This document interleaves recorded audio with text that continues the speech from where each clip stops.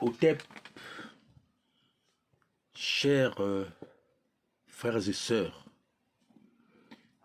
je fais cette petite vidéo aujourd'hui parce qu'il s'est fait déjà minuit, parce que j'ai vu une émission parlant de Jésus et de Judas. Ce mythe qui fait couler beaucoup d'encre, c'est un vieux mythe qu'on reprend, qu'on recycle. Il y a Seth et Osiris. Il y a autant de mythes pour démontrer, entre guillemets, ceux qui analysent très mal une certaine traîtrise. Mais la question que je veux vous poser et que vous devez vous poser,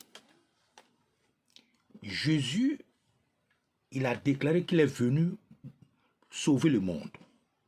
Il fallait qu'il meure, qu'il ressuscite d'entre les morts et qu'il monte au ciel. Il avait donc choisi quel genre de mort. Il voulait être mangé par un lion, mourir par un paludisme. Quel genre de mort? Si ce n'était pas par une sorte d'intrigue pour ceux qui ont fait le théâtre, il fallait, et d'ailleurs que le programme, c'était déjà programmé, c'est lui qui a choisi Judas. Et il a bien dit qu'il y a parmi vous quelqu'un qui va me trahir. Et comment ça se fait? Ce livre, la Bible, le mythe est bien décrit, la mise en scène est là, le scénario est là. On dit bien, quand il a rampé, il a donné à Judas et Satan est entré. Donc Judas n'avait pas cet esprit. Mais il fallait que ça attire l'attention des gens, que ça soit une traîtrise pour que ça ait une certaine valeur. Et Judas, avec toute cette... C'est même une bonne intention. Parce que vous avez quelqu'un qui ressuscite des morts, qui fait des miracles. Comment il peut mourir? Un fils de Dieu ne meurt pas. Donc, j'ai vu des docteurs en théologie, des agrégés en théologie, mais poser la seule question, c'est que Jésus voulait mourir par quel moyen pour monter au ciel, pour sauver le monde? Ils sont contents que Jésus est mort pour le péché. Mais ils ne sont pas contents de celui qui a voulu a placé Jésus, a vendu Jésus. C'est entre guillemets, qui a créé la mort de Jésus. Pourquoi vous êtes content de la mort de Jésus et vous n'êtes pas content de celui qui crée, qui occasionne cette mort? S'il ne mourait pas, la libération, donc le sauvetage ne pouvait pas avoir lieu, selon le mythe. Donc, pour moi, c'est un langage de l'ère de poisson. Entrons dans l'ère du Verseau. Enlevons tout ce genre de mythes. Comment nous pouvons y croire que quelqu'un, il est venu, lui-même l'a déclaré, qu'il est venu mourir pour les péchés du monde. Il allait mourir de quelle mort? Du paludisme? De la hernie? De quoi? De la diarrhée? Mangé par un lion? Noyé dans l'eau? Et mort par, c'est pas, par le feu, brûlé par un... Alors, au sérieux, il fallait quand même qu'il meure par quelque chose. Et pour que ça ait un effet émotif, il fallait créer un scénario, un certain traître, et qui n'est même pas traître, qu'on a créé, parce qu'il fallait qu'on lui donne quelque chose à manger, qu'on l'envoûte. Il a été envoûté selon le mythe, pour monter, aller trahir, entre guillemets, c'est la trahison. Donc, comment on peut donc, la question clé, quel était le programme de Jésus pour mourir? Quelle mort il avait choisi? Lui, il avait choisi pour le péché du monde. En dehors de cette mort passant par Judas. Et nous, on est content qu'il est mort pour nos péchés. Mais on n'est pas content du fait que c'est Judas qui a créé cette mort, qui nous sauve. Cette question, mes chers frères et sœurs, que ce soit le sujet de notre méditation. c'est lui qui a créé la mort.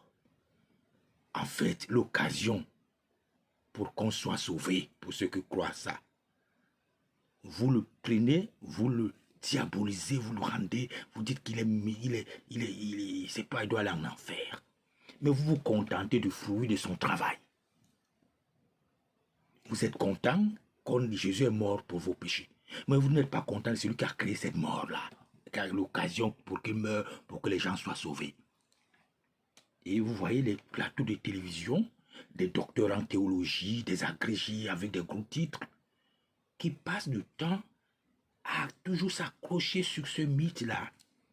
Et même ceux qui parlent du mythe Isis, Osiris et Seth, c'est la même chose. Beaucoup vont vous dire non, c'était méchant, c'était aussi si. Alors que c'est une initiation. Une initiation, c'est pénible. C'est des épreuves. Comment pouvez-vous initier sans les épreuves? Et celui qui donne les épreuves, c'est un maître. Ça, c'est le langage de l'ère du Verseau. Celui qui donne les épreuves, c'est un maître. Même dans des classes ordinaires. Vous ne pouvez pas donner des épreuves quand vous ne maîtrisez pas. Parce que vous devez savoir comment piéger pour voir la maturité de celui qui a éprouvé. Sur ce, je pousse l'humanité à cette méditation. Pour ceux qui croient à ce mythe, de quelle mort voulait Jésus pour sauver le monde? Il voulait mourir par quoi? Par accident? Pour être dévoré par un lion? Par une maladie? En dehors de ce scénario décrit dans le mythe. Et c'est valable sur toutes les religions. Toutes les religions.